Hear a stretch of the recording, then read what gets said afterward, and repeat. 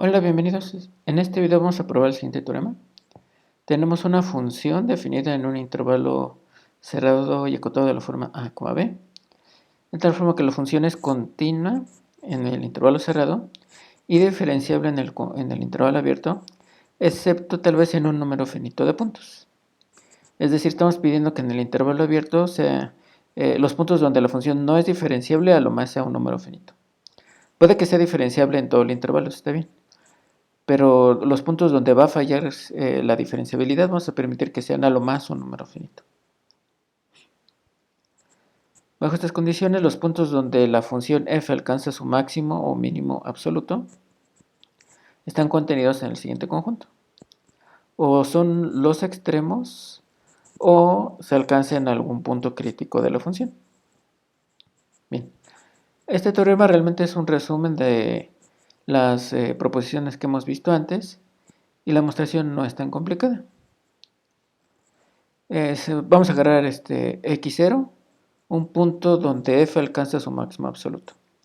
Este x0 existe porque ya vimos un teorema que dice que toda función continua en un intervalo cerrado y acotado alcanza su máximo y su mínimo. Entonces el teorema nos garantiza que va a existir al menos uno de estos puntos x0. Para el mínimo es lo mismo, así que nos vamos a enfocar nada más en el máximo. Entonces tenemos que probar una de dos, o que x0 es uno de los extremos o es un punto crítico. El primer caso es si x0 es uno de los extremos, si x0 es a o x0 es b, terminamos, ahí no hay nada que hacer. Porque es una de las condiciones que pide en la conclusión. Entonces, podemos suponer que está estrictamente entre a y b, ¿no? Entonces, suponemos, como ya nos quitamos esos casos de que el punto máximo se alcance en los extremos, podemos suponer que x0 está entre a y b. Entonces ya está en el interior del intervalo, está en el intervalo abierto. Bien, entonces en este caso vamos a tener otros dos casos, ¿no? Caso 1, quise contar, caso 1 es que la derivada no existe. Entonces f no es diferenciable ahí. F no es diferenciable en ese punto, ¿no? A lo mejor tiene un pico la función. Entonces a lo mejor es algo así. Por definición, cuando una función no es diferenciable en un punto, ese punto automáticamente es un punto crítico. Entonces, por definición de punto crítico, x0 es punto crítico. Ya determinamos. Bien. Caso 2. F es diferenciable. F es diferenciable en el punto.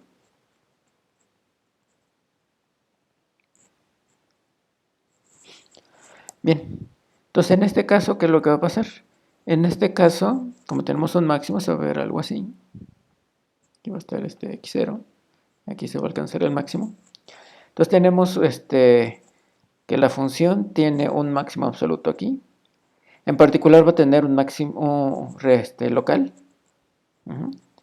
Y para máximos locales, donde la función es diferenciable, el teorema de Fermat para extremos locales nos dice, este es el teorema de Fermat que ya vimos, que la derivada forzosamente se tiene que anular. Entonces aquí ya tenemos las dos hipótesis del teorema de Fermat. Aquí se alcanza un máximo local y la función es diferenciable. Entonces necesariamente el teorema nos dice que la derivada tiene que ser 0. Pero esto otra vez, cuando la derivada se anula, por definición, nos dice que x0 es punto crítico.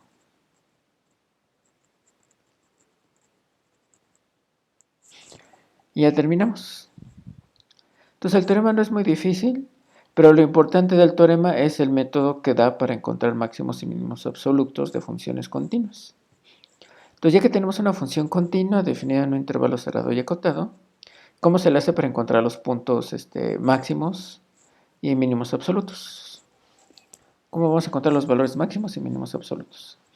Entonces, número 1, se encuentran los puntos críticos de la función, ¿no? En este intervalo que está aquí. Entonces me fijo en todos los puntos donde o la derivada no existe o la derivada es cero. Entonces, dependiendo de la función, este paso puede ser complicado. Número 2, se calcula la función en los extremos, ¿no? Porque posiblemente alguno de estos sea el máximo o mínimo absoluto. ¿Y ya que se hace al final? Pues de todos estos valores de la función de los puntos críticos y de los extremos, como el teorema nos garantiza que tiene que ser alguno de estos el máximo absoluto, el máximo lo vamos a obtener pues, del valor más grande que obtengamos del paso 1 o del paso 2. Y el mínimo pues, va a resultar ser el valor mínimo de lo que se obtiene del paso 1 o del paso 2. Entonces así es como el teorema nos garantiza, bueno, nos da un método para encontrar los valores absolutos, máximos absolutos y mínimos absolutos de funciones continuas en este tipo de intervalos, ¿no? Si el intervalo no es de esta forma, entonces el teorema ya no aplica.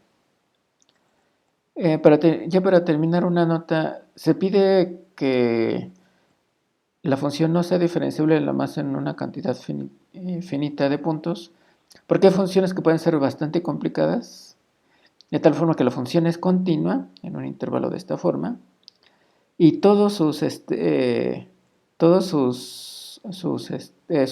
puntos del intervalo van a ser puntos críticos.